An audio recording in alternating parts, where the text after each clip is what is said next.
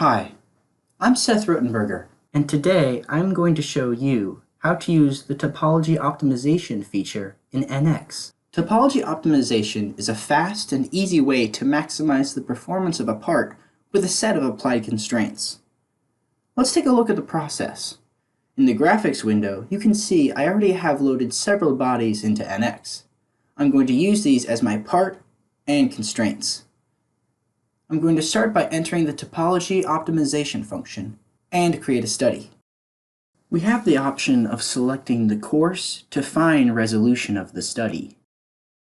The first thing I need to do is create my design space.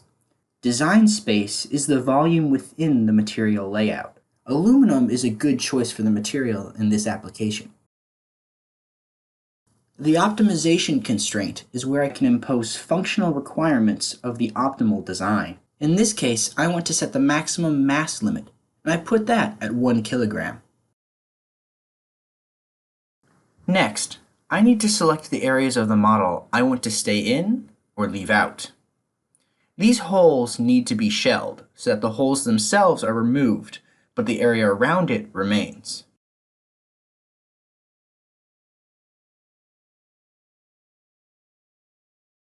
The next hole will also be shelled, with a large thickness so that it can withstand the loads we will place on it. And finally, the body on top is kept out.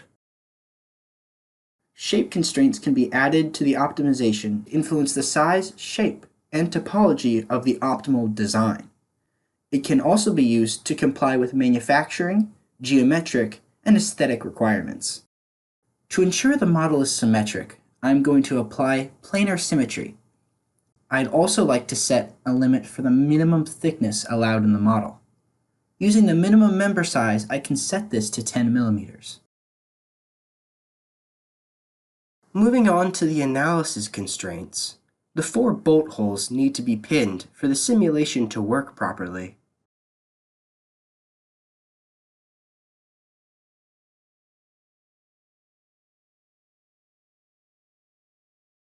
I would like to apply a torque on the inside of the larger hole. A bearing load is also applied to the larger hole, with a downwards direction. All the conditions for using the topology optimizer have been met, so now we can optimize the part. The study is now finished, so let's look at the results. We now have a mixed convergent body, which is a mesh body with some precise geometry. I want to see how the object responds to the applied loads, and I can easily see that when I animate the results.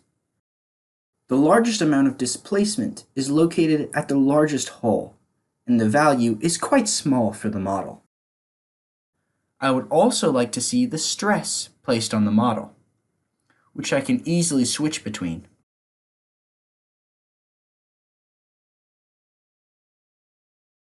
Again, using animation, I can see that the most stress is located at the bolt holes. These results look good, but the part is pretty organic, so it would need to be 3D printed. Let's look at how we can add another constraint to make that happen. I'm going to clone the study so that it leaves all the constraints we have previously created and add it to another study. Let's head back into Shape Constraint and add Self-Supporting. I quickly specify the print orientation, and now we can optimize this study too. The second study is complete, so let's examine it.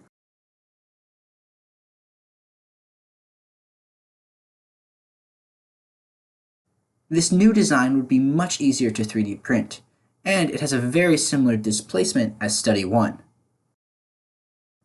Let's take a look at these models side by side to visualize the differences. Again, using animation, I can see the different displacements on the models.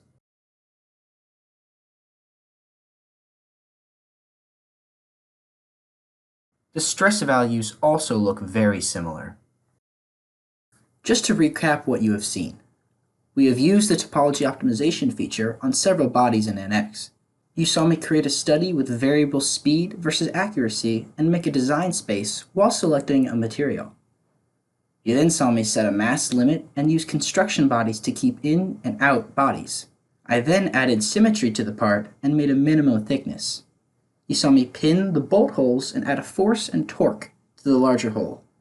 You then saw me inspect the results and then create a clone study with 3D printing in mind. I would like to thank you for your time and attention.